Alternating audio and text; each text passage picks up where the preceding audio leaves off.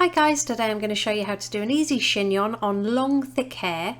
To start, I'm going to leave some hair out to frame the face on both sides of the head and clip them out of the way for later. I'm then going to add some texture powder to the roots. I'll pop the one I'm using in the description below. Now I've decided to backcomb the hair. You can totally skip this step if you don't like backcombing, but I take small sections from the top of the head, working my way backwards, just backcombing a tiny bit at the roots. And then once you've got everything backcombed, just flip them all back over and use the very tip of your comb to smooth out the top layer. Now I'm going to add some wax spray to the top of the head. Again, I'll link it below.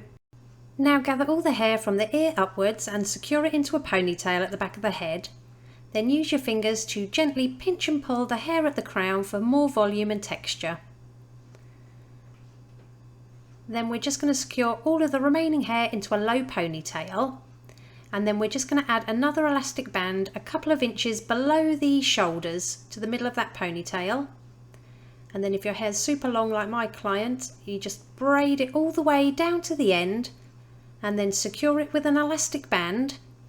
On the last turn of the band, only pull the tail ends part way through to create a loop. And now we're just going to take that braided section and I'm just going to roll it up the outside of that braid, and you keep rolling until you meet the head.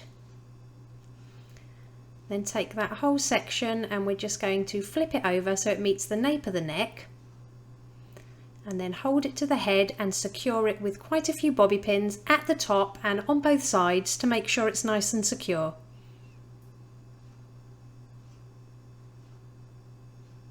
And it really is that simple. Here's the finished look. If you liked it, please give it a thumbs up and don't forget to subscribe for more tutorials.